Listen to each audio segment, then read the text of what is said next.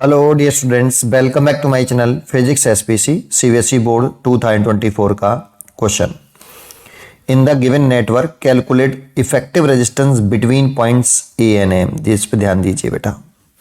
In power supply the battery, तो देखो point A ये रहा और पॉइंट ए एम ये रहा। इन दोनों पॉइंटों के बिटवीन इक्विवेलेंट रेजिस्टेंस पूछ रहा है, इफेक्टिव रेजिस्टेंस और पावर सप्लाई द बैटरी पूछ रहा है। तो बहुत से बच्चों को ऐसा लगता है कि ये जो सर्किट है ये व्हीटस्टोन ब्रिज है और वो इस रेजिस्टेंस को उठा देते हैं, लेकिन ये व्हीटस्टोन ब्रिज नहीं है। देखो व्हीटस्टोन ब्रिज होने की जो कंडीशंस होती है वो एक डायगोनल से कॉमन रेजिस्टेंस होना चाहिए था, ऐसे जैसे ये बनाया मैंने ऐसे, है ना। और वैसे भी बैलेंस तो है ही नहीं है ये। देखो इन दोनों का मल्टीप्लाई करेंगे तो 200 आएगा और इन दोनों का मल्टीप्लाई करेंगे तो ये जो है आपका 100 आएगा, तो बैलेंस नहीं है। बच्चे कहेंगे बैलेंस ही नहीं है, पर ये व्हीटस्टोन ब्रिज भी नहीं है भाई। बैलेंस छोड़ो, व्हीटस्टोन ब्रिज ही नहीं है, क्योंकि उसमें एक डायगोनल से बैटरी लगी होनी चाहिए और दूसरे डायगोनल से कॉमन रेजिस्टेंस होना चाहिए, जबकि इसमें ऐसा नहीं हो रहा। कॉमन रेजिस्टेंस लगा इस डायगोनल में और दूसरा डायगोनल ये था, यहाँ पे बैटरी नहीं लगी, यहाँ और यहाँ लगी है, तो ये व्हीटस्टोन ब्रिज ही नहीं है। हाँ वो अनबैलेंस है, ठीक है। बाई चांस यहाँ पे 10 होता तो आप बैलेंस ही बना देते, उसे व्हीटस्टोन ब्रिज मान लेते कि व्हीटस्टोन ब्रिज है। व्हीटस्टोन ब्रिज नहीं होता, पहली बात। चलिए अब देखो, इसमें हमें पहले टोटल रेजिस्टेंस निकालना है, तो एक नॉर्मल नेटवर्क का क्वेश्चन है और कुछ नहीं है। यहाँ से करंट निकली गई है ऐसे, यहाँ आके करंट 1 2 3 और ये 4 पार्ट में डिवाइड हो गई बेटा। लेकिन ये जो करंट जा रही होगी ये वाली, इसमें और इसमें करंट सेम होगी। मान लो ये अगर करंट में कह देता हूं कि ये I1 है और ये भी I1 है, तो इस वाली ब्रांच में करंट कैसी है, सेम। तो ये रेजिस्टेंस और ये दोनों रेजिस्टेंस ये वाले एक इसमें है सीरीज में, इसको नाम दे देते हैं कुछ, जैसे R1 मान लेता हूं, इसको R2 लिखना भी तो पड़ेगा कुछ, और लिख देते हैं ये दोनों सीरीज में है। तो लिख दो R1 and R2 are connected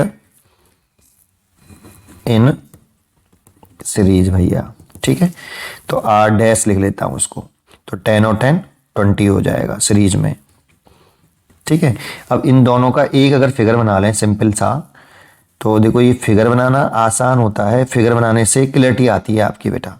जब भी इक्विवेलेंट रेजिस्टेंस पूछे तो फिगर बनाते जाइए, उसमें कोई दिक्कत नहीं है ना। देखो ऐसे, और इन दोनों को मैंने एक कर दिया है बेटा, इसको ये यहाँ कनेक्टेड था, है ना, इसको मैंने ऐसे एक कर दिया। ये पॉइंट आपका ए है, ये सी है, ये डी है, और एक रेजिस्टेंस यहाँ लगा है और एक रेजिस्टेंस यहाँ लगा है, फिर एक रेजिस्टेंस ये, फिर बैटरी लग के एक रेजिस्टेंस ये, और फिर एक बैटरी लगी हुई है ऐसे। तो ये दोनों मैंने 20 ओम कर लिए, और ये भी 20 ओम है, और ये 10 ओम है, और ये 20 ओम है, ये 10 ओम है, ये 30 ओम है, ये 10 ओम है, ये 8 ओम है, और ये आपका 6 वोल्ट की बैटरी है। अब सोचो यहाँ से जो करंट जा रही थी आई, अब ये कितने पार्ट में, अभी भी इसमें करंट I1 ही रहेगी, बदल जाएगी, I1 ही रहेगी बेटा, क्योंकि इसमें करंट I1 थी। सीरीज कॉम्बिनेशन में करंट चेंज नहीं होती है ना। ये आपकी कोई करंट अलग करंट है बेटा। अब यहाँ पे I2 मान लेता हूँ, तो देखो ये और ये यहाँ पे करंट I आ रही थी, ये टूटी 4 पार्ट में, 1 2 3 4, अभी भी 4 इक्वल पार्ट, 4 पार्ट में ब्रेक होगी। अब ये दोनों किस में है बेटा, पैरेलल कॉम्बिनेशन में, क्योंकि ये दोनों में करंट डिवाइड हो रहा है। तो 20 और 20 पैरेलल कॉम्बिनेशन में है, तो इसे तो मैंने R डैश कह रखा है, इसको R3 मान लेते हैं हम। तो R dash and R3 are in parallel. तो देखो ऐसे कर लिया करो इसको, R double dash is equal to R dash into R3। जब 2 हो तो ऐसे कर लो जी, दोनों को मल्टीप्लाई करो और दोनों को जोड़ लो नीचे। ये 1/r डैश से ही निकाला है, 1/r double dash is equal to 1/r dash plus 1/r3 करोगे ना, तो यही होगा सॉल्व करके, ठीक है। तो ये हो गया 20 और 20, और नीचे हो जाएगा 40। तो 0 से 0 कट गया और 2 से ये 2 बार कटा, 2 से ये 10 बार कटा, तो 10 ओम आ गया। हमेशा अगर ये दोनों इक्वल हो ना और पैरेलल कॉम्बिनेशन हो तो आधा हो जाता है, 20 का आधा 10। तो ये दोनों का कॉम्बिनेशन करने के बाद एक बन गया बेटा। ये देखो ये आ गया ऐसे, ये पॉइंट आपका ए, ये सी, ये 10 ओम हो गया बेटा, है ना। और ये आपका चला आ रहा है 10 ओम। डायग्राम बनाने से आपको क्लैरिटी आएगी और कुछ नहीं, है ना। ये देखो ऐसे, और एक रेजिस्टेंस ये, एक रेजिस्टेंस ये, और एक बैटरी, ठीक है। ये कितने का था? 20 ओम। यहाँ पे कौन सा पॉइंट डला है? डी, और यहाँ पे डला है एम, और यहाँ पे डला है एम। ये 30 था, इनको बाद में देख लेंगे, ठीक है। अब देखो यहाँ से करंट आ रही थी, आई अगेन। अब केवल 3 पार्ट्स में करंट डिवाइड हो रही है, 1 2 3। अब ये वाली करंट जब जा रही है तो इसमें और इसमें करंट सेम है, देखो इस वाली ब्रांच में करंट सेम है, तो 10 ओम और 10 ओम ये आपका सीरीज में हो जाएगा। अच्छा, इसको मैं R डबल डैश कह दूं बेटा, इन दोनों कॉम्बिनेशन करके R डबल डैश आया ये 10 ओम, और इस वाले को मैं R4 मान लेता हूं, तो ये आपका R4 है। संग की संग लिखते भी जाओ, and R double dash and R4 are in series, ये साथ सीरीज में है साहब, ठीक है। तो सीरीज में है तो R ट्रिपल डैश मान लिया, सीरीज में तो 10 और 10 फिर दोबारा से 20 ओम हो जाएगा। अब इन दोनों का कनेक्शन करके एक बना लेंगे तो कुछ सर्किट डायग्राम ऐसे आ जाएगा बेटा। ये ए है, ये एम है, और इन दोनों के कहाँ गया, इन दोनों के बीच में ये आपका 10 ओम है, ये वाला 10 ही है ना, हाँ ये 10 है, तो ये 10 ओम है और ये 20 ओम है, और इन दोनों के बीच में एक आ जाएगा ये वाला, ये डी है, और ये आ गया आपका 20 ओम। अब ये और ये फिर दोबारा से पैरेलल में है तो इन दोनों का 10 आ जाएगा अगेन, अभी किया था हमने पैरेलल में 20 का, 20 पैरेलल में थे तो 10 आ गया था, तो इन दोनों का फिर दोबारा से 10 आ जाएगा। इसको मैं R5 मान लेता हूं बेटा, इसको R5 मान लेता हूं, लिखना भी तो पड़ेगा, तो R triple dash and R5 R parallel, तो R4 मान लेते हैं इसे, 20 ओम आ जाएगा भाई, सॉरी 10 आ जाएगा, है ना भाई। 20 का पैरेलल करा था, अभी तो किया था 2 मिनट पहले, डायरेक्ट लिख दो अब 10, ठीक है। तो इन दोनों को 10 कर देंगे तो सर्किट डायग्राम कुछ इस तरह से बन जाएगा। ये तो बना हुआ था नीचे इस तरीके से, है ना। नेक्स्ट पेज पे बताता हूं। तो आप जो है अब क्या करो, इन दोनों को एक कर दो तो कुछ सर्किट डायग्राम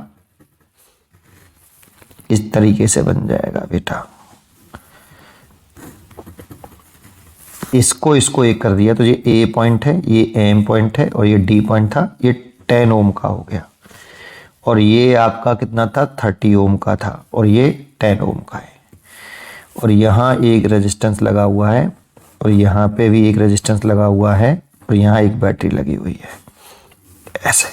अब देखो यहाँ जो करंट आ रही है अब केवल 2 पार्ट में टूट रही है, ये करंट जा रही है तो ये वाली करंट और ये करंट सेम होगी, देखो अगेन ये और ये सीरीज में है, तो ये हमने R4 माना है और इसे R6 मान लेते हैं, है ना, इसको हम R6 मान लेते हैं इस वाले को। तो कितना लिख दें, R4 and R6 are in series, है ना। तो R5 हो गया आपका कितना 20 ओम। तो इन दोनों का कॉम्बिनेशन करके नेक्स्ट इसमें इन दोनों का कर लेंगे तो 20 ओम का हो जाएगा वो। तो कुछ सर्किट डायग्राम, बस हो गया खेल खत्म। ये पॉइंट ए और ये वाला पॉइंट एम, और इन दोनों का कनेक्शन हो गया ये वाला ऐसे, ये वाला हो गया 20 ओम और ये 30 ओम था, और ये जो भी हो उसको भी नहीं लिख रहे, ये हो गया आपका ऐसे, ठीक है। 6 वोल्ट की बैटरी थी। अब देखो ये और ये किस में है, पैरेलल में है, तो ये इफेक्टिव रेजिस्टेंस आ गया बेटा आपका पूरे सर्किट का नहीं है, पर between point A and M जरूर है बेटा, क्योंकि इन दोनों को जोड़ने के बाद ए और एम के बीच में इफेक्टिव रेजिस्टेंस होगा, है ना।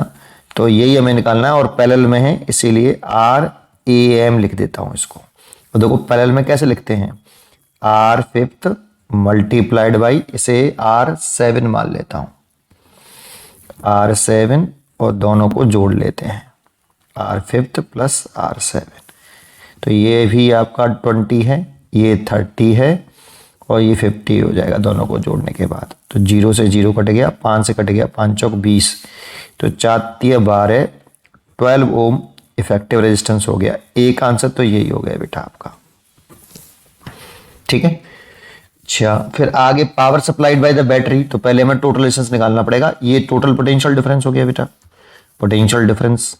तो ये रेजिस्टेंस कितना था बेटा, ये 10 ओम था और ये, अच्छा इसका डायग्राम कैसे बन जाएगा, ये 8 ओम का था, है ना। तो इसका डायग्राम कुछ इस तरह से बन जाएगा बेटा, ये पॉइंट ए था, ये पॉइंट एम था, ये 12 ओम आ गया बेटा और ये 10 ओम है और ये कुछ 8 ओम है और ये आपकी 6 वोल्ट की बैटरी है, ये 8 ओम है।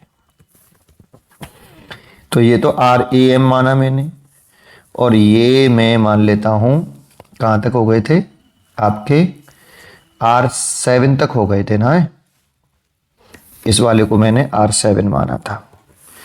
तो इसको R8 मान लो, इसको R9 मान लो। अब देखो ये करंट चल रही है ऐसे, करंट डिवाइड हुई क्या, देखना ये करंट ऐसे चली, आई आई आई आई आई ऐसे, तो करंट डिवाइड ही नहीं हुई। तो ये तीनों रेजिस्टेंस सीरीज में लगे हुए हैं, तो RAM,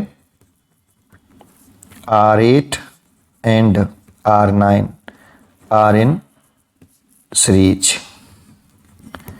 तो ये R इक्विवेलेंट आ गया इन होल सर्किट, पूरे सर्किट का बेटा, ठीक है।